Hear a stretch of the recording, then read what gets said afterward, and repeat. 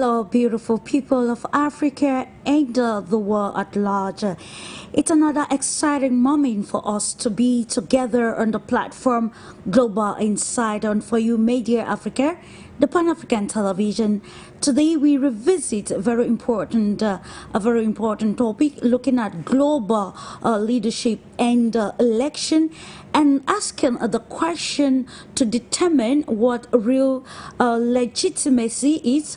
It should be noted that in line with the 2024 global rating on world leaders, some top politicians like the leadership of USA, Joe Biden, Francis Emmanuel Macron, and German Chancellor Olaf Scholz have reached a record low. As per the rating, Macron scored 22% approval and a 71% disapproval. For Biden, he came 39% of approval with a 53% disapproval. The German Chancellor Olaf Scholz secured 24% approval and 70% disapproval.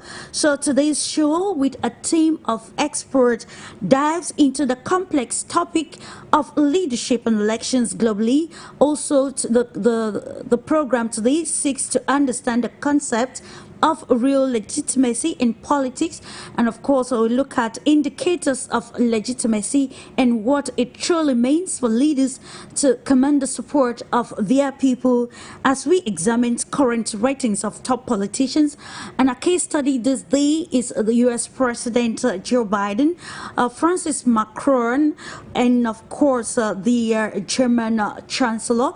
It is on this note that we unveil today's edition of Global Insight, and I want to thank you, gentlemen and ladies, for taking this rendezvous. We go straight away to uncovering the panel, of course, today, that will give highlights of greater insight on today's topic, answering the question of what real legitimacy is, and of course what makes leaders to secure a very low approval rating in 2024. It should be noted that these top politicians we just highlighted in the preamble, we are actually having a lot of confidence from their respective citizens. That should be according to a 2022 global rating, but the story is different in 2024. What are those indicators, or what are those factors which have actually made these leaders to actually go down in the global rating for some prominent politicians across the global world? And now I'll be taking you straight away to the United States of America.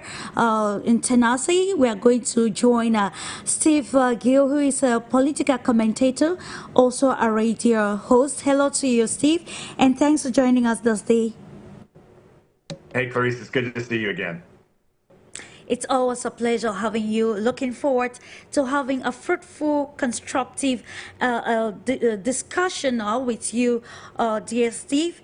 And to the Spain, we are being joined by Enrique REFOYO, who is a journalist and who doubles as a political analyst. Hello to you, Enrique, and thanks for joining us, I think, for the first time on this platform on For You Media Africa. Hello to you all. Nice to see you here, and I'm very glad to be here with all of you. Looking forward to having a fruitful discussion with you, dear Enrique. Just to note that YULIA BERG will be joining us in about 10 minutes to continue. Join us in this very important discussion. Without wasting more time, I will kick off with you, Steve. Today we are looking at global leadership and elections, and our focus is on what the stakes of real legitimacy as far as this global rating is concerned on these top politicians across the global world. And of course, I always want to have a holistic approach to the topic. In your own perspective, what can you make of these ratings that were released this month, this year, I beg your pardon, and of course, seeing that the leadership of the United States of America, along likes like Macron and the Chancellor of Germany, have recorded low approval rates, especially from their own respective countries. What can we make of this? Well, I think that ultimately reality trumps rhetoric. And a lot of these politicians talk good, but at the end of the day, the people who are dealing with inflation, who are dealing with challenges in their communities in terms of crime and violence, the lack, certainly in the United States, of President Biden to deal with inflation, to deal with the high cost of products, whether it's fuel, whether it's food. He may claim that Bidenomics is working, that his economic powers are great, but people feel the truth when they go to the grocery store, when they go to the gasoline pump and fill their car. So ultimately, his rhetoric that Bidenomics is working is not as important as what people are actually experiencing. And I think that's true in France and Germany and these other countries. Ultimately, reality is more powerful than rhetoric and what politicians say. I think the other thing is that in terms of leadership, and you know, obviously we look all over the world. I'm more attuned to what's going on here in this country, in the United States. But when you look at the elections that are taking place around the world, the United States has bullied its way through international and foreign policy for a long time, trying to force their leaders into power in countries, whether the people there wanted them or not. And as long as there are fair and transparent elections, if the people of Slovakia want to elect somebody who may not be as in tune with U.S. interests as with their own interests, if you know, there is a president in Russia who gets 87% of the votes in his country, and Clarice, you and I were there seeing the election process, the transparency, the openness, the way it gets reported in the West is frankly completely untrue. But if the people of Russia want Putin, then the people of Russia should have their president. If America is blind enough to re-elect Joe Biden, I'm sorry for the rest of the world, but that's our poor choice that we foist upon you. I don't think that's going to happen. But it is past time for the United States to keep trying to put their thumb on politics in other countries, whether it's trying to force out Benjamin Netanyahu, whether it's not having approval of Maduro in Venezuela. Yeah. As long as the elections are fair and transparent, or reasonably fair, you know, maybe even as good as here in the United States or better, then we have no right to say this is who your leader should be. We should deal with the leaders they elect and not try to bully our way into their internal politics, but instead let them have their say if, in fact, we support democracy. And again, I would just also point out that in Ukraine, where we keep waving the flag of Ukraine, claiming this is the democracy we must defend and fund with U.S. tax dollars, President Zelensky has canceled elections. He only has one more month till his term ends. After that time, he is holding power illegally. He's canceled elections. He's canceled opposition media. He's canceled opposition political parties. He's going after religious institutions like the Russian Orthodox Church that he disagrees with. That is not leadership that the U.S. should be embracing, encouraging, and funding. And yet we claim we're for democracy when we see the most undemocratic leaders in the world holding on to power thanks to our money, thanks to our military resources, and in many cases, the false media that we put out there. That's not right.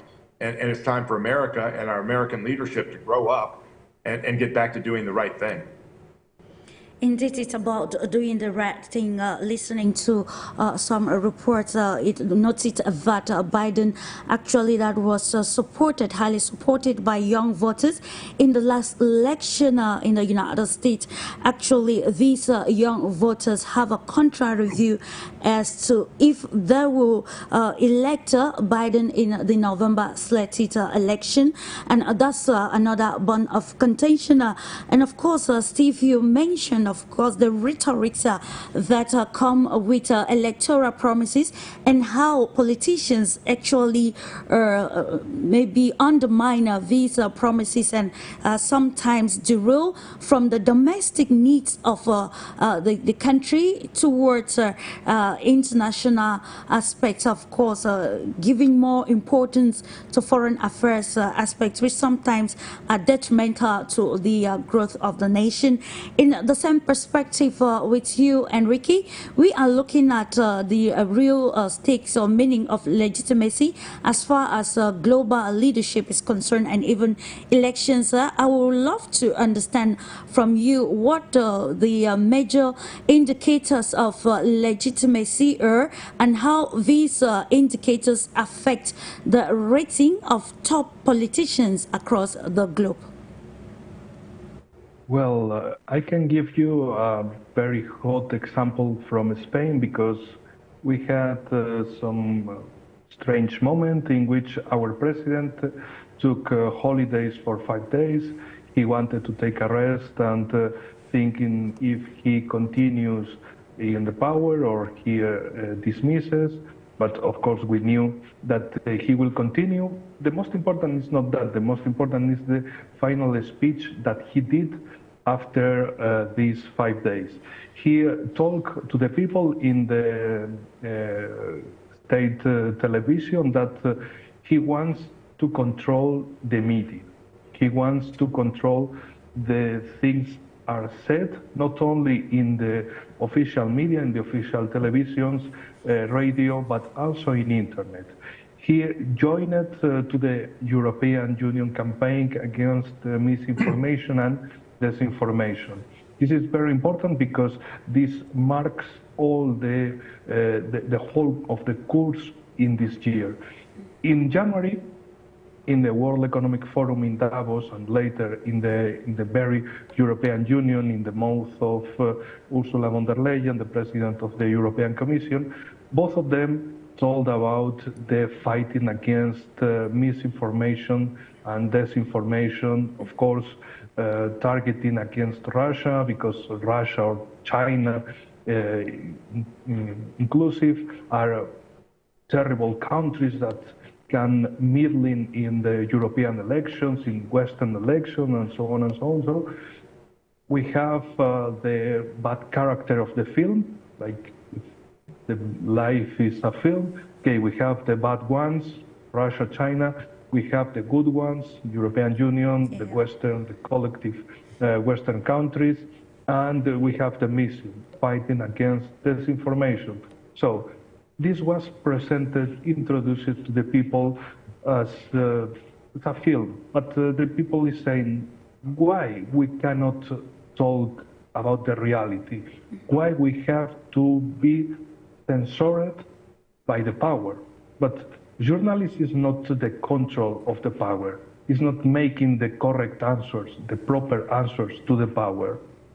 No, now the journalism is the applause, the company of the power. That's the way they are looking from European Union. And of course, if something is decided in European Union, the European countries, the European members have to translate into their own laws. Okay, and now there are a lot of documents from European Union talking about, for example, Russian elections are not legitimate. Of course, later in July, it will be elections, presidential elections in Venezuela, and they are also warming the scenario about elections in Venezuela are not legitimate, in Russia are not legitimate. Of course, if Western countries don't have their own candidate in the power, then it's not legitimate. And I am thinking, for example, in Poland. Poland had elections in September 2023, and suddenly it won the candidate of establishment, of globalist establishment. It won Donald Tusk. And suddenly Ursula von der Leyen gave the best words, the warmest words to him like, oh, what a wonderful day, we have you again in the power, and so on and so on. And it doesn't matter, the things are making the government of Donald Tusk in Poland. Now they have their own candidate, their own people in Poland. And now in Poland is increasing the speech from power about the deployment of nuclear weapons in Poland. Okay, of course, not Polish nuclear weapons, but American from USA nuclear weapons, and making like a dooming campaign about we have to be at war with Russia in 1 or 2 years, so we have to be prepared. And if this will be made by a right nationalist patriotic party, it will be a political crisis in Europe, like fascism is rising in Poland, but now they are making from a good country, because it is under good hands of a globalist. So everything what is happening in Poland, okay. In Romania, exactly the same. So in conclusion, they are telling again that if our candidate, our guy, is in the power, okay, everything is legitimate. Yeah. If not, everything is not legitimate, and we have to attack this country until we get our guy in the power. Thank you so much, of course, for the deeper insider. Yulia BERG just joined us now. Hello to you, Yulia BERG. You're joining in your capacity as a political scientist and founder of GLOBUS Expert Club, and welcome to today's edition of Global Insight.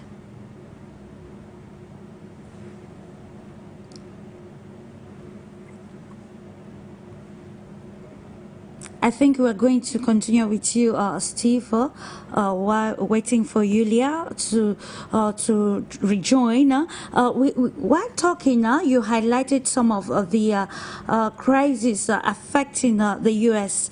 under the Biden administration, and we can also see how some voters are of the viewpoint that if they have to vote Biden in the 2024 elections, there will be indirectly supporting the military intervention in Israel, and said that cannot be done consciously. So the question is, how do you think the Biden administration can maybe go through these challenges and address them before the nation heads into its historic presidential elections that we see heated already between Donald Trump and Joe Biden?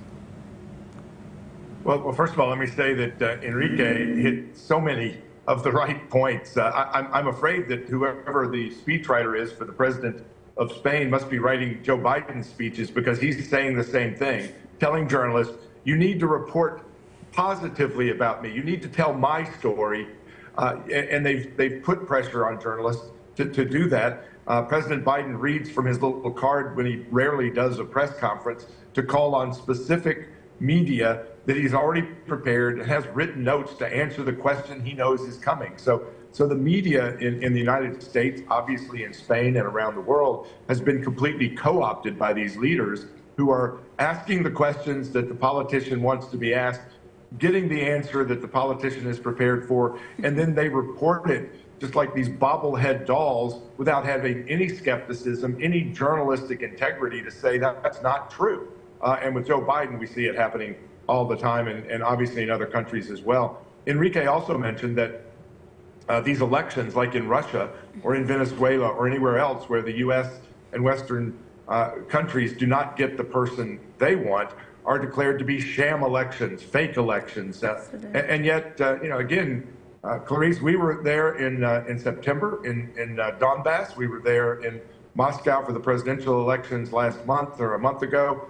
I didn't see CNN. I didn't see MSNBC, ABC, the New York Times, the Washington Post. They report these stories without having anybody there who can actually tell the truth about what's going on. And we see military coverage of the Ukraine side of the conflict there aren't any reporters embedded on the Russian side of that telling the rest of the story when you see bakeries being hit with missiles in Donetsk, 28 or 30 people killed at a bakery. That doesn't get reported by Western media because they don't embed reporters there. During the Iraq War in 2004 and again in 2005, I embedded with U.S. troops. I was on the ground able to say, this is what I'm seeing, this is what I'm experiencing, not hiding in some hotel, by the way, in Baghdad, but actually out with the troops, seeing what was going on and doing live reports of what was happening. We are not seeing that, certainly on the Russian side in this Ukraine conflict, and yet they will post reporters with the Hamas terrorists in Gaza. They'll be telling their story. They'll be reporting the death toll in Gaza with whatever Hamas tells them without, again, any skepticism, any questioning. So the media is completely lost their credibility, I think, and unfortunately that means in this kind of global political arena, people only know what they know. So whether it's in Spain, whether it's in England, whether it's in the United States, if we only hear one side of the story, then the American people will vote based upon lies, misinformation, and the lack of real truth. And I think that's a danger to democracy everywhere, and that's what we're seeing, play out time and time again. The fundamental balance of democracy is that you have an informed and engaged population. Well, if they're misinformed, either they're not going to be engaged, they're not going to go vote, or they're going to vote based upon lies and misinformation. And we are seeing that, unfortunately, I think, all over the world.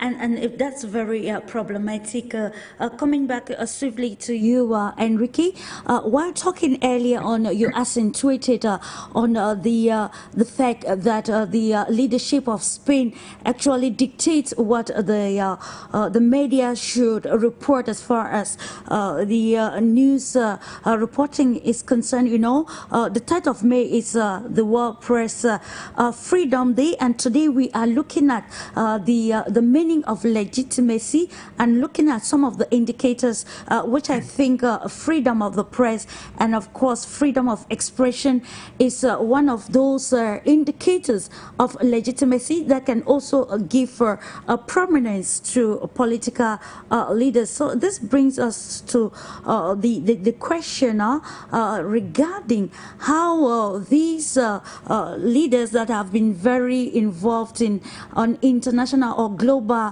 issues pertaining particularly the events happening in Russia, the last presidential elections, that most of these countries termed the elections a sham, like Steve said, without sending reporters on the field. And today we are looking at these politicians who are seemingly, or according to them, making waves, but now this is negatively affecting their credibility, conversant with all of these manoeuvres that happen to even hijack the media.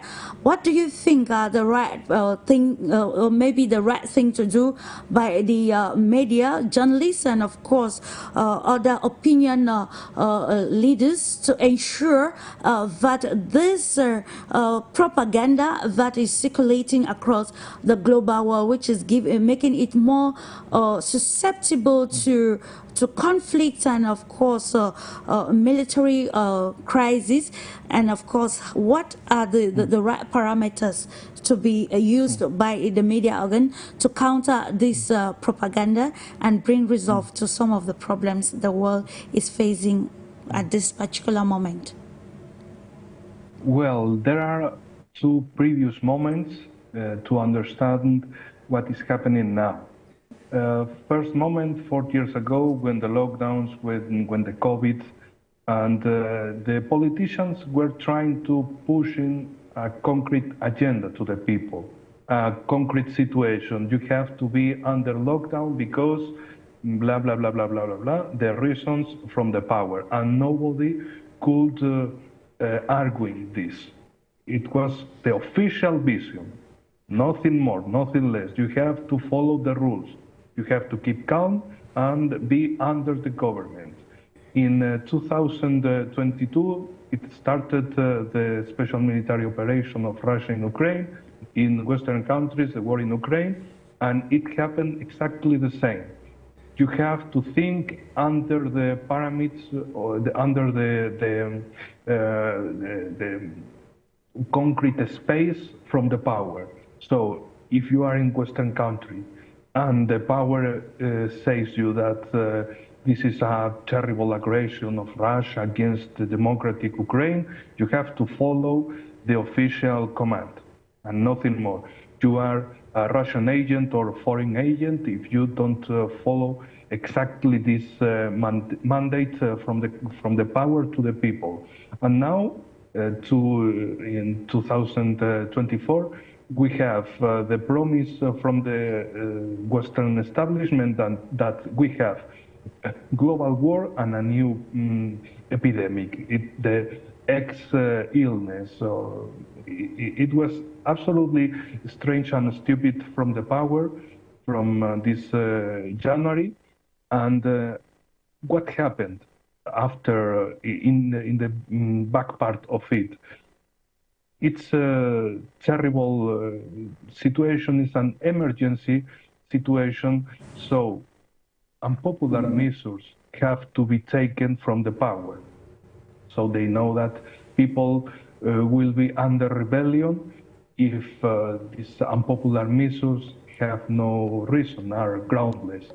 So they try to control the media space for controlling the situation. So if people cannot think outside of the official version, so if there are not other versions, if people cannot think freely, okay, these unpopular measures, actions, this agenda, terrible agenda, indeed, there won't have any opposition. And that's the key point, to eliminate the opposition, the inner opposition in Western countries.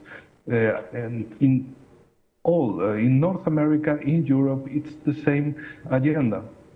And it's absolutely terrible because at the same time, for example, in my case from European Union, the leaderships are trying to push their own agenda and their own vision to other countries like Russia, China, African countries, South American countries. And it's like, but you are trying to eliminate your inner opposition and you are trying to impart lessons to other countries about not to eliminate inner opposition, or this is the allegation from Brussels. So it's like the double measure in the power. It's absolutely incredible how they can lie to the people, to their own people, to the peoples of the world, and there is no embarrassment. It's amazing. I am absolutely amazed of it because it's like under which type of elite we are. They can lie to their own people, to the peoples of the world. It's absolutely terrible. And for example, and I finish with it, Mr. Josep Borrell, the leader of the European diplomacy, for example, when they talk about Global South, he is absolutely lost in the middle of nothing, because he's trying to talk about with assertivity, like, yes, we understand you, we are with you, but suddenly, no, you have to be with us, and that's an order. And suddenly African countries decide to turn to Russia, to Africa, and suddenly in the European news, oh, Russia is taking control over Africa, over South America, and so on and so on. But they cannot make autocritics from it. They think that they are perfect, and if the result is not perfect, it must be a meddling from the enemy. And the enemies, of course, in this case are Russia and China. Yeah. So it's absolutely stupid how they are destroying, in the case where I live in Europe, they are destroying Europe. They are trying to push a dictatorship, but it's like the pink dictatorship. it doesn't look like a dictatorship, but it's really a dictatorship. If you don't think like the system, like the establishment wants, you are out of the system. And of course, the political rhetoric that sometimes put people in a state of confusion. And while listening, of course, to you, Enrique, I will welcome Yulia BERG and continue with this statement. We're looking at the ratings which have come the year 2024, like we underlined already, and we see that these politicians which we have focused on today, we're actually having a high vote of confidence in 2022, but now when you come to 2024, the story is different, and I think it's because of the realities that the world has understood, and the major role that the media and other peace lovers or peace advocates or opinion leaders have been playing to ensure that the bring forth narratives that stand in line with the actual situation that the global world is facing now. We welcome Yulia BERG. Now, in the context of international relations, how do you, or how do low approval ratings of leaders such as Biden or Macron and of course the German Chancellor impact their relations with other world powers and global alliances, and what actually are the stakes involved? Well, I think the topic that we're discussing today is extremely important, because when we talk about global leadership and elections, unfortunately, these two in the countries that call themselves the perfect democracies and try to set example for everyone else have discredited both institutions, which is leadership and elections, right? When we look at the electoral system, for example, in the United States, that see or perceive their mission or one of their missions to promote democracy globally, they do not even have direct elections of the leaders. There are only two political parties, and the small political parties have zero chances to have their candidates running for presidency and having a real chance to make it, right? Sure. So it's over-controlled, and the party system itself has also discredited itself quite a lot, because the ideological or even value basis that they used to have is just non-existent. And you don't have anything to choose from. For example, you tended to be a liberal, quite so, but what the Democratic Party is promoting now at some points can be called satanic. I mean, it's anti-humane to a great extent, especially various kinds of promotion of gender change for children and teenagers and everything else. And if you are, let's say, a liberal, but you don't go as far as, you know, messing with gender issues at the biological level, you have no representative that could possibly talk about your actual interests and represent you in Senate or in the parliament, or let's say as the president. So the institution and the procedural aspects of elections, for example, in the United States, are not really transparent, and you don't see too many foreign observers. Access for foreign observers is restricted, right? So it's hard even to tell what exactly is happening at the polling stations. And we've seen the scandal with Trump and Biden, where just simple stats and maths show that it was not realistic for Biden to win at certain polling stations or even in certain states. So what's happening in France at the moment with Macron, whose support rating is as low as 30%, is pretty much the same thing, because it's really hard to say that Macron is representing interests of the majority. And democracy, as the rule of the people, is supposed to be the rule of majority, while now we see the rule of quite radical groups that promote policies and values that are anti-traditional, which implies that they cannot be supported by the majority. And the polls reflect this leadership crisis and crisis of electoral procedures in the Western countries that were supposed to be or were presenting themselves as perfect democracy. So that's a big problem. And when we come back to what was on the news just recently, that the European authorities claim that the Russian election was illegitimate and Putin is in power illegitimately. This is ridiculous, because when you look at the polls, you see that Vladimir Putin is enjoying support he has never enjoyed before. And of course, even applying simple logic would tell you that the middle of the war is not exactly a point where when you change leadership. So of course, the vast majority of the population doesn't want any changes at the moment. The president is trusted, and people showed their support on the voting day, and they showed their support on a daily basis in various forms and shapes, right? So the leadership crisis implies that you don't need to have leadership skills, which is being a role model, setting an example, walking the talk, being a strong leader, following the value system that you claim you intend to follow, and everything else. You don't even need to be intelligent enough. And we see quite a lot of examples, unfortunately, of leaders, so-called, and politicians, starting from Annalena Baerbock to many others, that oftentimes say things that a person with a higher education should not even say. I mean, not even understanding what 360 degrees is quite critical. I mean, this is something studied at school.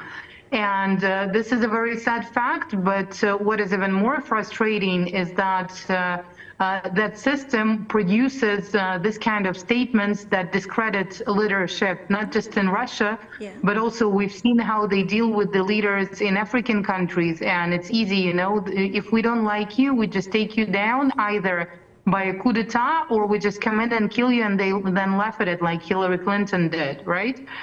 So it's a big issue, and nowadays, given the development of technology, probably the electoral processes would be changing a lot, getting more digital, and the fact that leadership itself has discredited the concept of being a leader, I think we will see that the approaches to that would also be changing, because people are definitely not stupid.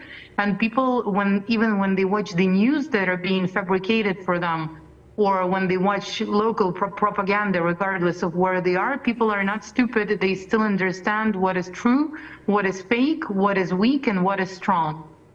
Which is a very imperative. Let me stay with you, dear Yulia. You actually highlighted a very important points, focusing on leadership elections and bringing some peculiarities of this term. Now let's try to answer this question of what real legitimacy is in the light of democracy.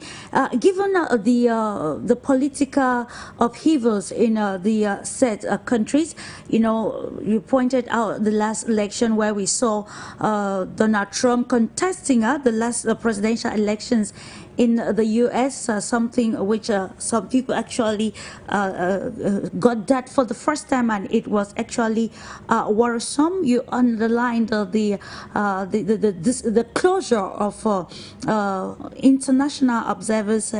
Now the question is, how do we contextualize democracy, and how can this actually help, let's say, the European Council and other organizations that till date still define the past elections or the last elections in Russia as a sham, and actually filing to discredit it? How can we contextualize the definition of democracy as a way towards solving some of these post-elections or even political crises that the countries are facing at a particular moment?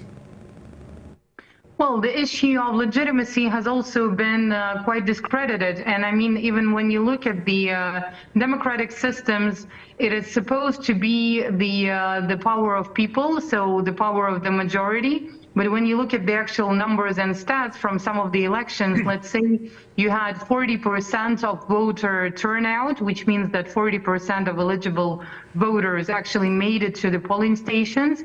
And let's say if half of them voted for some candidate A, that would mean that only 20% of the population, or 20% of the people who had the right to vote, meaning adults, they actually support that person in power. So 20% is definitely not the majority, but it still works, and it's still considered legitimacy, because the ones not making it to the polling stations are, and their opinion automatically is excluded from representation, right, and from being represented. So we can say that it's their decision, but still no democracy is a real, let's say, power of majority. At the same time, when we talk about legitimacy in general terms, it means that the procedures are followed, and the procedures allow for a certain candidate to be elected. But here as well, a lot of issues arise, because at the modern day map of the world, there are many countries that didn't exist even like 30, 40 years ago or 50 years ago. So it's a brand new legislation that is subject to change pretty much during each electoral cycle. So sometimes what gets changed is terms. It could be 4 years or 6 years or 7 years for which certain institutions or candidates are being elected. At the same time, you have quite a lot of reforms in terms of constitutions, and that changes a lot. And I mean, we had those changes in Russia, we had that in Turkey, we had that in many countries. But one of the examples that is very striking in my understanding is that when you look at, for example, Angela Merkel, who was in power for almost 20 years, a bit less than that if I'm not mistaken, but there was no issue with her being in power for 20 years. And at the same time, Recep Erdogan in Turkey and Vladimir Putin were in power for pretty much the same amount of time, and that was a problem for the West, that was a problem for the states, and they were saying that it's too long and too much and whatsoever else. But no one had an issue with Angela Merkel. She was just doing her thing, and that was fine. So we can see that the approach to legitimacy as a concept, well, number one, there is no universal definition for that. Number two, political systems and regimes keep changing as new states arise, as constitutional reforms are being conducted. And number three is that this concept itself is being applied in a very flexible manner, meaning that for the Western countries, if they like someone, he or she is legitimate. If they don't like someone, then he or she is not. So this as well, I suppose, should be discussed at the international level, maybe at the existing platforms like the UN or some other international organizations. But this process itself requires a fresh approach. And as far as I know, there are discussions ongoing at the moment regarding creating alternative organizations that would deal with electoral processes and observation and all of those issues in order to have an alternative approach based on standards and criteria and data that can be fact-checked rather than just opinions from across the pond. Of course, which is very imperative in the quest to creating a new world order. It is imperative also to look at the institutions that will make an effort to being actually categorical in solving and to move from this aspect, like you just underlined, like if you are being loved by this country, it means you are legitimate. Now, coming back to you, Steve, we are looking at some of these rhetorics along the lines of politics, and now let's come back to foreign policy. You bear with me that according to latest or recent news, Joe Biden happens to be one of the least popular president in the history of the leadership of the United States of America. And in its foreign policy, it's largely seen, I can say, that Biden actually focuses more on war rather than the economy. We are taking an example of the recent decision to send billions of US dollars to Ukraine and also to the Middle East, particularly to Israel, to support the leadership of Ukraine, Zelensky, and of course Israeli Prime Minister Benjamin Netanyahu. What can explain? Can we say that these are some of the reasons or the strong points which have led to the declining confidence in the leadership of Biden, and how can how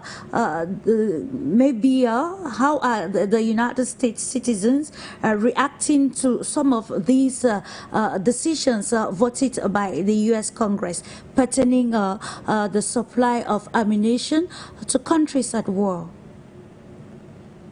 Well, first of all, I don't think many people in the United States, as the polls show, have any confidence in Joe Biden, either as a domestic policy leader or as a foreign policy leader, nor do leaders around the globe. Anthony Blinken, our Secretary of State, just visited China, and the Chinese government didn't meet him at the airport and didn't send him off when he left. I mean, it was a very direct and strong signal that they didn't care what he had to say. China is building coal power plants and opening a new one about each month. While the U.S. is shuttering our own energy independence, China is building theirs up. Blinken was there to threaten China that if they kept, operating financially with Russia, that we would respond. And clearly, China's not afraid of that. The U.S. under Blinken is also threatening India that if they continue to buy oil from Russia, that we may impose sanctions on them. It seems that the Biden administration is trying to pick a fight with literally every country around the globe. And man, if I'm one of those Caribbean countries in the Bahamas, in Aruba or Jamaica, man, I'm worried, because that's a close attack that the Biden administration could launch as they're looking for another war. Enrique made a great point that the media is not holding these folks accountable, and nobody's holding the media that are mere propagandists anymore accountable as well. Yeah. During COVID, we were constantly told the lies that, oh, if you'll take the vax, you won't get sick and you won't die. Turned out that was not true. I don't know what they did around the rest of the world, but in the U.S., we have this imposition of this 6-foot stand-apart business that now they acknowledge, okay, there wasn't any basis on that. They pretty much just picked that number out of the air. Everything they told us about COVID, it turns out, was a lie, including some of the medicines like ivermectin that they were either threatening doctors who prescribed it or trying to shut it down, calling it horse medicine, when they now acknowledge it was one of the most effective treatments to deal with COVID. During the years of COVID here in the United States, the CDC reported 0 cases of flu deaths for like 3 years. Not a single flu death, when typically there's going to be 70,000 to 100,000. There were 0. They counted everything as COVID deaths to continue the propaganda that you must, as Enrique said, do what the government says. Wear your mask. Get your vaccine. And now they acknowledge none of that was true, and that Anthony Fauci was involved in creating this COVID disaster with U.S. tax dollars. And so the truth comes out after, and they try to deny that they told anybody to take the vaccine, you won't get sick, you won't die, take the boosters. And now we're seeing people die of heart problems because of the vax, and they're still denying it. But as Enrique pointed out, you got to follow the money. There were advertisements on our TV stations and our news networks saying, you got to take the vax, you got to do this, because they were getting paid to tell us lies. We're seeing the same thing when it comes to the military-industrial complex, where the Washington, D.C. based Sunday morning talk shows, they have ads from these military companies, F-16s and other fighter jets. It's not because somebody watching the TV show is going to go order an F-35 or F-16. They're wanting to communicate to members of Congress that they have the money, they have the voice, and you better toe the line and do what we say. It's interesting. I went back and looked at the media coverage of the Crimean elections 10 years ago, NPR, the Wall Street Journal, the Washington Post, ABC, NBC, CBS, they had reporters there reporting from the ground the Crimean elections that now they want to decry as fraud and that Crimea was taken inappropriately, the same way that they are decrying the elections in Donbass in September, when I was there, when Faris was there, when Yulia was there. They're saying, oh, they were sham elections. But there was nobody from any of the Western media, either in Europe or from the US, that was there, well, except for me. And yet they're reporting like they were there and that they're telling the truth. They didn't see it. The same thing with the presidential elections in March. There weren't any reporters there. I did a live report from a polling station on GB News, their morning London TV show. That was the only live report in any media in the West that took place, and frankly, they probably didn't know what they were getting to when they put me on the air that morning. But there was no coverage of the truth, and yet they will, just declare, oh, it was a sham election, it's fraudulent, as Yulia said, they're claiming it's an illegitimacy. And yet we now know in the United States, with thousands of dead voters voting for Joe Biden in states that had very narrow margins, in the state of Georgia, our Georgia, not the one near Russia, in the state of Georgia, it's now acknowledged that there were tens of thousands of illegal votes. In the state of Pennsylvania, the Supreme Court there has now ruled that the fact that that the governor just dictated allowing mail-in ballots was illegal because it didn't go through the legislative process. And yet they're not reversing the election. They're prosecuting Donald Trump for pointing out what we are now learning was the absolute truth, that Joe Biden and the Democrats stole these elections in very small margins. In Arizona, the Attorney General, who is refusing to acknowledge the truth and the numbers and allow investigations, won her position as Attorney General for Arizona by 250 votes, and yet blocked the counting of 9,000 votes from mainly Republican districts that would have cost her election. It is the fraud, it is the reality of the truth, and yet they're prosecuting Donald Trump for telling the truth, the same way they prosecuted Bolsonaro and have been prosecuting him in Brazil because he didn't do what the establishment, as Enrique pointed out, wants to do. And you're not hearing any coverage about President Milieu in Argentina, who has fired bureaucrats, turned their economy around. It is booming way ahead of any other country in the world. And yet we're not hearing anything about President Milieu and what I would call the Milieu miracle in Argentina. It is the media, and people only know what they know based upon what they're told. Indeed, people know what they know based on what they are told. Who reiterate that the media plurality and the availability of the internet has actually helped to bring factual news to the people, and of course, it has sparked a critical thinking among eligible voters and people across the global world. In the same perspective, Enrique, we are looking at the events which have actually affected the performance or the approval of some top politicians across the globe. And when we listen to the analysis that you, Steve and Yulia, have actually advanced in the course of the program, where I'm about to ask this question, how have these happenings actually discredited leadership and elections, and of course the process of democracy across the global world? And what can be done to reverse this, and of course trust even international bodies that have to deal with some of the problems affecting the global world at large? Well, I can provide two examples. One from Central America in the form of El Salvador, where were held elections in February of this year, and the incumbent president Nayib Bukele won with 85% of votes. And all the mainstream media in both in Europe and North America branded this election like he's a dictator. El Salvador is under dictatorship. Nayib Bukele is terrible people. He is tyrant. He is punishing their own people, and so on and so on. And when you look at the alternative media who talk with Salvadorian people, they said, but now we live safe. There are security in our country. We are enhancing our economy. We are enjoying our life. Everything goes good, and the bad people is in jail. So what is the problem?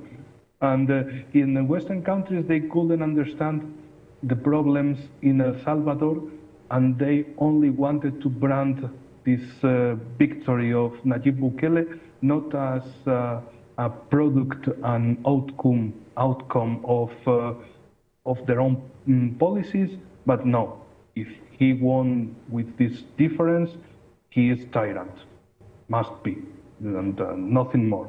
And the other example I give you is Niger, in the Sahel region. Yeah. Because when it happened, the coup of État in July of past year, in the whole of, for example, Spanish media, European media, they branded this event like terrible military coup of État, and they wanted to say that it's a fascist coup of État, but they thought that, okay, but it's in Africa, okay, not black fascist. So it's terrible. It's fault of Russia, because Wagner are in the territory. Russia is trying to keep Niger and enhancing their own presence. And they were telling a lot of stupid things, but not the reality. What happened, why it happened, this coup of État in Niger, or in Mali before, or in Burkina Faso? Because it happened two terrible situations, exploitation in the economic part, and the terrible situation about terrorism. So, security and economy. When you talk with journalists from Africa, they told you, no, the problem in Sahel territory is security because of terrorism, and economy because of post-colonial exploitation.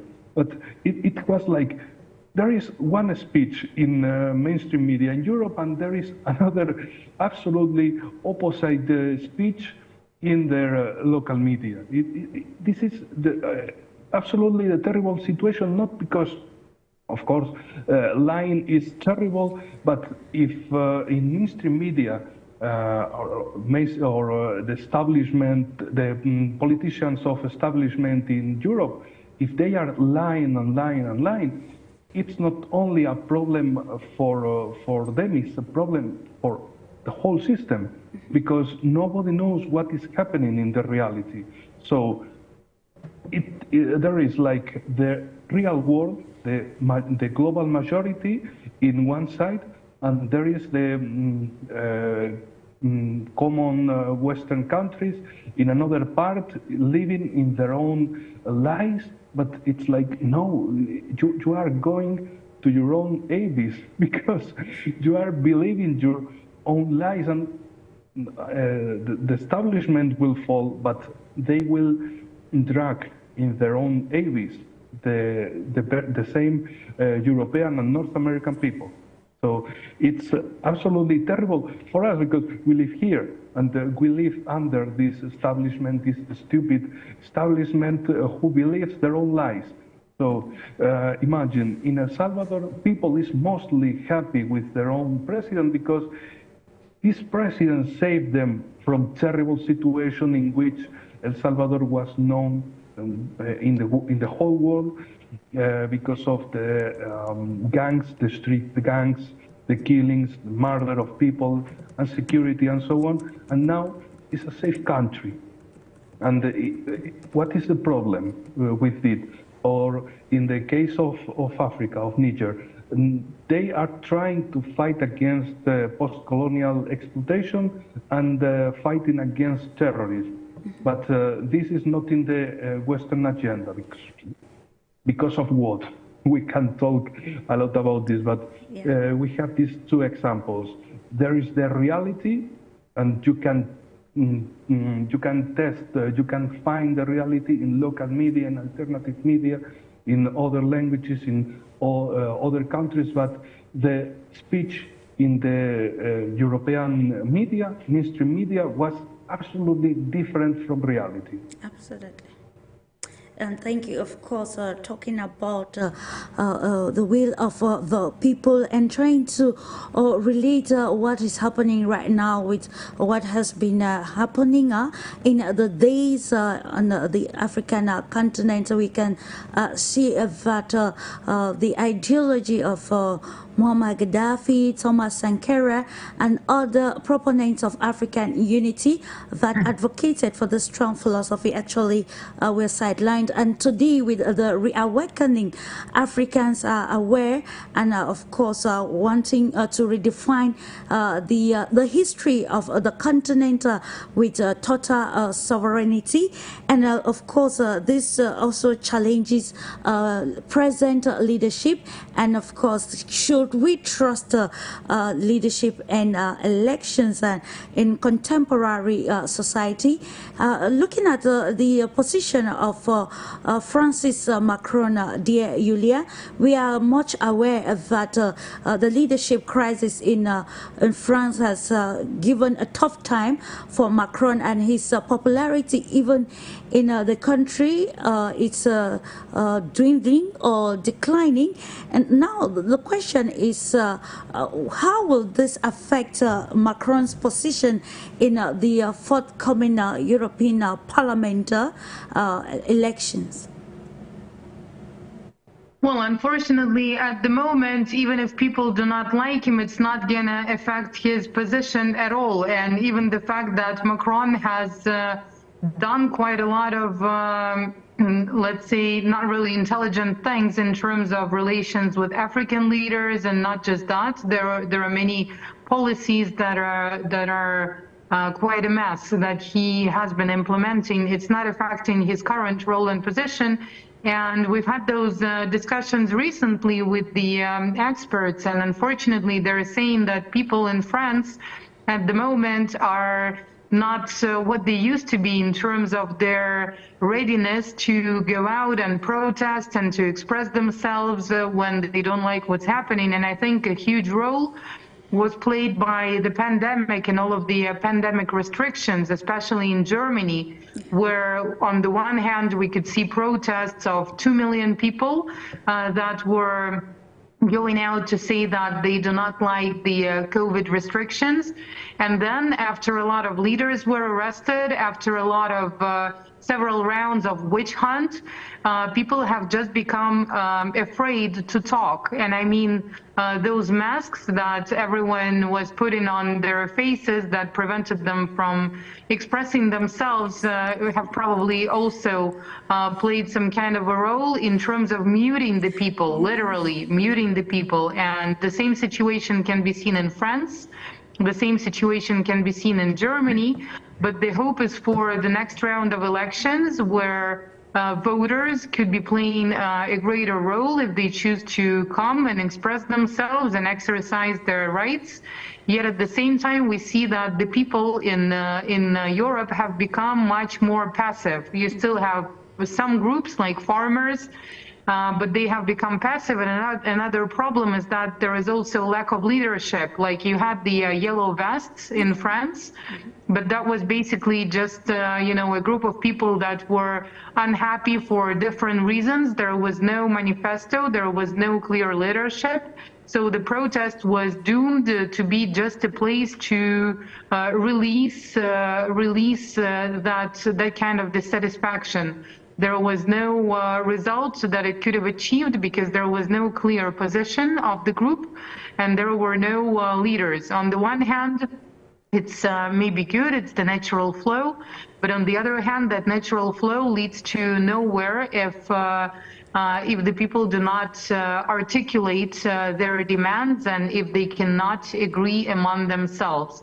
And another point I would like to briefly make here is that the funny part about elections in non-Western countries, let's put it that way, so everyone else except for the United States and European Union, or let's say strong countries of the European Union, whenever, let's say, right before the election, US ambassadors or ambassadors of European countries come and talk to electoral committees, come and talk to political parties, sometimes oppositional leaders, that is considered to be fine. That is not considered to be interference or, you know, trying to affect the process or the results. Yet at the same time, if you had, let's say, a Chinese ambassador or Russian ambassador actively communicating with the electoral commissions of some country, that would have been a scandal. And I'm now referring to what's happening in South Africa, that is about to enter the election phase this month, actually, right? Yeah. So the US ambassador is actively socializing among the leadership of the electoral committee and other actors in the country is fine, and that's what the the comments, the comments that they released were all about. That there is nothing about it that could be considered interference. But what are they talking about? I mean, less than a month to the election. What is it they're talking about? And of course, that is a very simple but problematic question that, of course, it's actually occupying the political scene in South Africa. We have a divided opinion as to why the U.S. ambassador had to meet with the South African, the head of the Electoral Commission, just few weeks to the historic elections in the Southern African nation. We are going to continue. Let me stay with you, Yulia. According to some reports, the patterning the position of the German Chancellor in in line with why he had to be one of those top politicians to have recorded really low in this year's rating, something that he actually won a lot of confidence of approval in the year 2022, and points like the Apple coalition was, and of course the also foreign affairs and the way the Chancellor is treating with China, and also patterning Germany's position on the Russian energy and the crisis also between the Russian Federation and the government in Kyiv. So how can we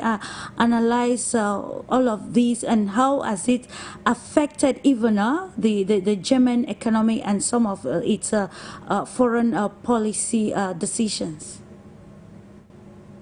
Well, it's very sad to observe what's happening to Germany, because Germany, once a very strong economically and a strong country in terms of economics, in terms of industrial development, in terms of their production capacities and everything, they have lost it all now. I mean, after they lost the World War II, obviously they didn't have the military potential on their own, so they were controlled by first the Soviet Union and the Americans, then just by the Americans, with all of the American military bases in the country and all of the military presence over there. But they still had the industry, they still had the top economy in the European Union. And recently, in the last several years, the people were suppressed by the pandemic regulations. All of the activists had to either go to jail or just shut up, basically. what happened to the economy and to the industry was that since they were depending to a large extent on the cheap Russian gas, when the Nord Stream 2 was exploded, they lost that, so they had to move a lot of their production, and they had to lose a lot of their industry. But some of the factories, for your information, were moved to Russia. Some of the family businesses were moving to Russia from European countries because they wanted to continue and they wanted to do it in a favorable environment. So basically, the United States at the moment have full control of Germany because they killed its first spirit and military might, decades ago, and now they killed their economy and killed their activists, let's say. So on top of several decades of living with the feeling of guilt, which was used for them to be the main sponsors of the European Union budget. Right now they have lost pretty much everything, and the situation in the economy is quite sad. The situation with their leadership is quite sad, and once a great country, they have now become just people in a very sad situation. Your muted, please.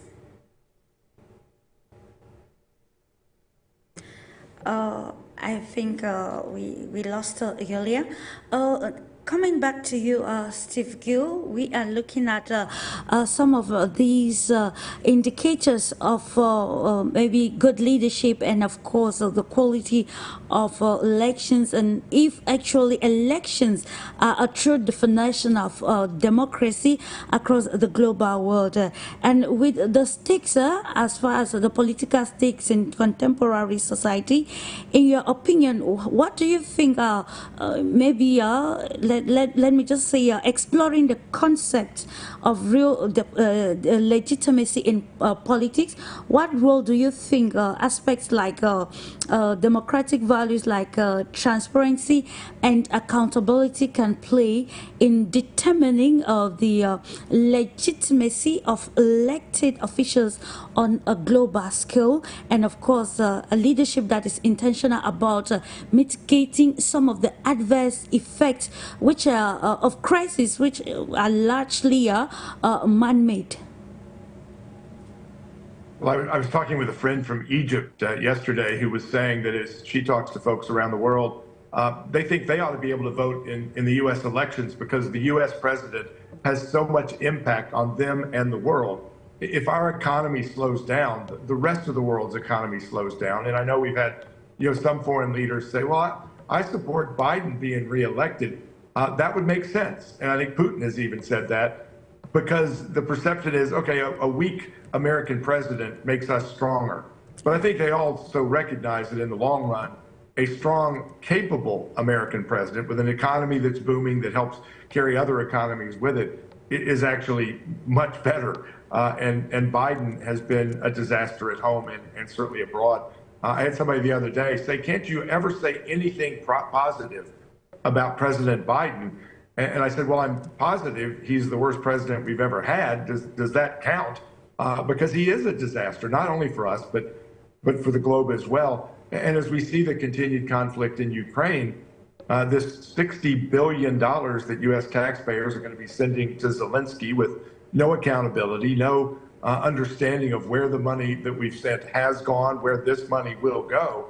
When you dig into this $60 billion, some of it's going, billions of it is going to U.S. companies to make more missiles and bombs and military equipment that will never go to Ukraine. It's to replenish the U.S. military. So if you've got some Ukrainian soldiers on the front line thinking that all of a sudden ammunition and missiles are on their way, they're wrong.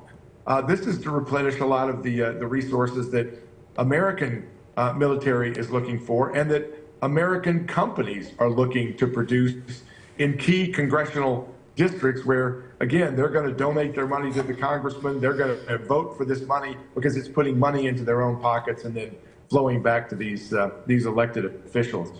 I think that when we look at leadership around the world, the question is, are you actually reflecting the interests and values of your people and your country? The U.S. wants leaders that will do that. But if you have other leaders in other countries that aren't just following, as Enrique said, whatever America wants, if they're looking out for the interest of their country, that shouldn't be bad. We shouldn't condemn that. We ought to find a way to work with them to make sure that what's in the best interest of their population is also in the best interest of our population and for the global economy and for global peace. And I think that's where the whole focus of this conversation has been on leadership, that you've got to lead with an eye towards what's right, not just what's best right now. And I think we have too many leaders in countries all over the world, certainly in the U.S., that are looking to next month's polls or next year's election and not looking at the long run of what is in the best interest of establishing relationships with other countries, relationships with other world leaders that can bring people together rather than push them apart. To me, the worst part of our foreign policy right now with the U.S. and Russia is that we are pushing Russia away from us towards China, towards those in the Middle East that are our enemies, rather than finding a way to relate with each other, to communicate with each other, to deal with each other in a positive way. As I've mentioned a couple of times, I was in Russia last September, I was in Russia in March. Even though the U.S. media and our leaders are demonizing Russia, President Putin, and the Russian people, the Russian people love Americans. I didn't deal with anybody that was not completely hospitable and friendly and wanting to know more about America and wanting to embrace Americans. And despite the demonization that our country and government have been involved in, there is not an animosity from Russia to America. And yet most Americans have no clue about the reality of Russia. And when somebody like me or when Tucker Carlson goes there and tells the truth, we get condemned. We get treated as pariahs, as traitors, when the reality is we're just looking and seeing it for ourselves, talking to people, telling the truth, which should be what journalists and what leaders in our country should be seeking. We keep having members of Congress go meet with Zelensky and pat him on the back while he, again, cancels elections, cancels opposition political parties, cancels independent media, attacks the Russian Orthodox Church. They embrace that, and yet they're not going to Russia, meeting with Russian leaders to say, how do we resolve this? How do we get back together? How do we find a resolution that moves us forward? Yulia and I have talked that there is going to be an after, that this conflict in Ukraine is going to end, maybe sooner rather than later. There will be more bodies lost on both sides, but it will end. What's the after? What's the process, and who are the people thinking now? Where do we go after to restore relationships with Russia, to restore relationships with Russian businesses, to restore the credibility that the U.S. has when we're interfering with elections, when we're seeking to jail the top presidential candidate in this country with a corrupt Department of Justice and FBI and Biden administration?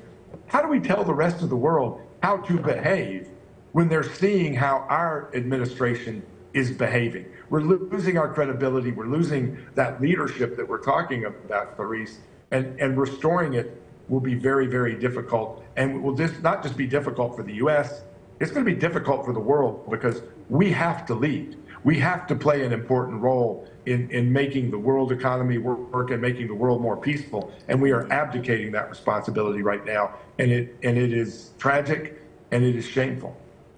Indeed, very shameful, but with the new world order, it is imperative to redefine our narratives on how we can shape the world, like you've said. What happens is the fighting in the world just to see politicians get themselves to the top, and of course we forget about the people who voted us into office.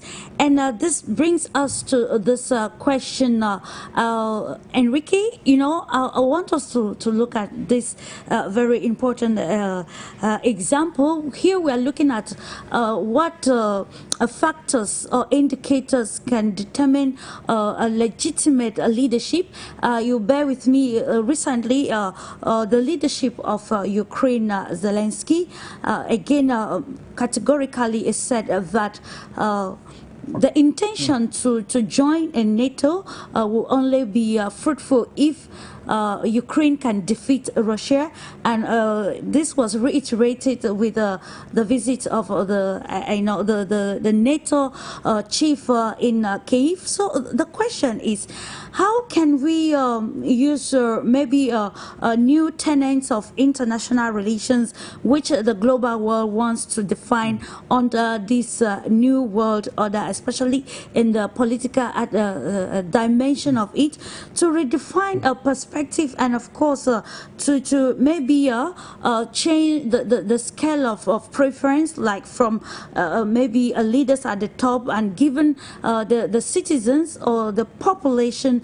the major position, so that when taking political decisions, especially as far as geopolitical decisions are concerned, we will put the interest of the people first, to be able to ensure a total a world that will maybe benefits from global peace and serenity, that will make us also enjoy economic buoyancy and maybe enjoy also the endowment of the world. Well, the most important now is that it doesn't matter if in Ukraine there are elections or not, because they are in the good side. You can understand they are part of Western world, or they have a pro-Western country. So no matter what they do, everything is reasonably. So if there are no elections in Ukraine, no problems. They are our proxy, the Western proxy. So no problem with it. And also, the main problem now in the conflict in Ukraine is not only Ukraine, it's the attempt to extend the war in other parts of Europe by the same European Union. Is the most stupid thing. Usually, if you are talking about the European Union, the word stupid or foolishness appears a lot, because they are usually make this, they are act in that way.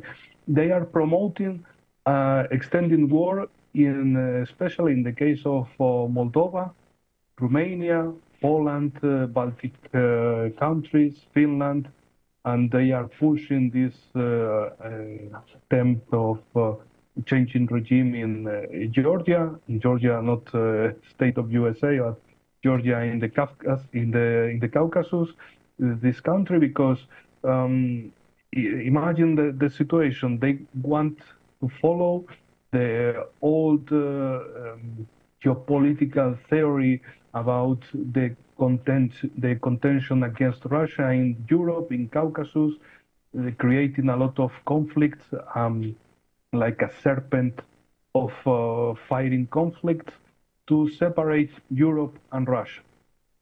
This is understandable for British or North American position, but this is absolutely stupid if the most collaborators in this case are the same European countries, the continental European countries, because they are the actors and the victims of this conflict, of this extending conflict.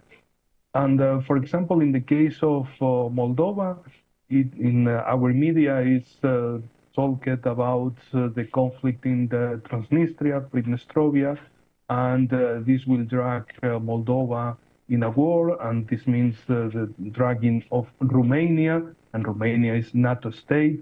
So what will happen? NATO will be at war against Russia.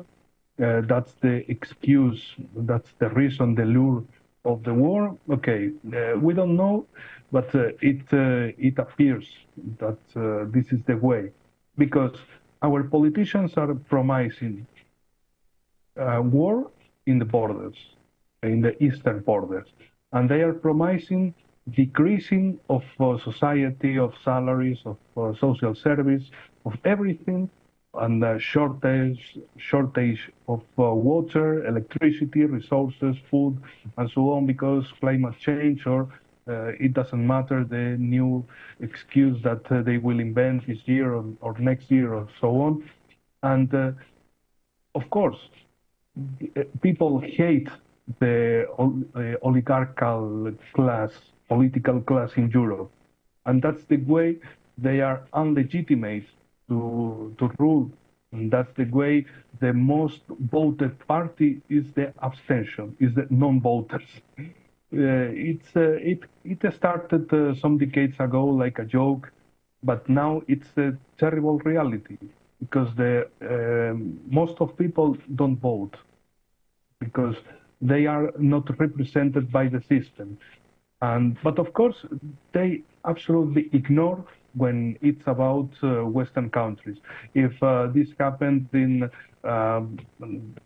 third world country, okay, and especially in an opposite country, in for example, in Russia, China, Iran, Venezuela, Syria, or some country very opposite against Western globalists.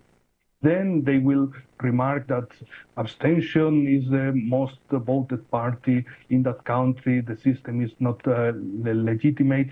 And in the case of legitimation, it's very interesting, because when it's about color revolution, is the first issue on the table. I mean, they said, no, this government is not legitimate. We have 100 or 1,000 demonstrators in the streets. So this means that this terrible regime will be falling, and the Western democracy will be here, especially in the case of Georgia and Georgia in the Caucasus, because they are trying to throw away a government which wants to find out who is a foreign agency, a foreign element. And in Western media, they are telling that this is a copy of Russian law, but they are forgetting that USA has the same law from 1938. So almost 1 century ago, especially United States established this Foreign Agents Service Act, or more in abbreviature is FARA, and it's very interesting, and I finish with this. Of course, we are going to visit subsequently the program to talk more about, I think, let's just conclude with you, Yulia, looking at how countries can address the challenges of leadership legitimacy and public trust in the face of complex geopolitical dynamics and shifting power dynamics. Just 1 minute, please. Well, I think that leadership grows bottom up, because only a person that has gone all the way from the bottom to the top knows what being a leader is, because that path itself requires a lot of skills, starting from having a character and a certain charisma, willpower, being a role model, going through all the steps, getting into all of the details, and everything else. So climbing to the top from the very bottom makes a person a real leader, because the ones that get leadership inherited from their families, or from their elite groups or whatever else, we have already seen enough of fruits of the kind, right? When those people just get the power because they belong to a certain clique. And that creates a lot of deformations, and that creates a lot of deformations in the policies that they provide, because they just do not have the relevant background and experience to really understand what people's problems are about. So the leadership grows from the bottom to top, real leadership that is based on hard and soft skills necessary for that. That's point number one. Number two, I suppose that the political systems will be changing a lot and the electoral procedures as well, because now we have a lot more equipment available. We have possibilities to use webcams at the polling stations, analyze what's happening there. We have the possibilities of digital voting and a lot more. So the process itself becomes different, and there are already quite a lot of platforms that were elaborated to make voting easier, even not just for, let's say, representatives or parliamentarians, but also to have direct vote on topical issues of local level at the moment. So this is all possible. I think this will be developing with the AI and big data analysis. There are a lot more options to implement that kind of systems, but the problem with those would be possible manipulations and fraud within those. But that's another issue to deal with.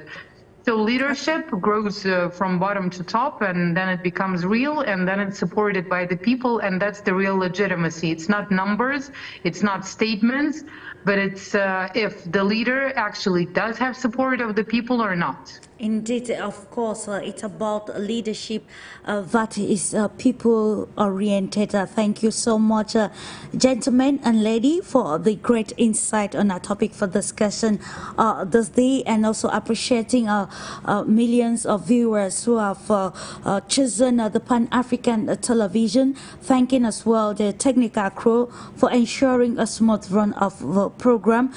This is not all. Keep having a lovely moment in the company of programs on For You Media Africa. Always remember that it is another view of the world.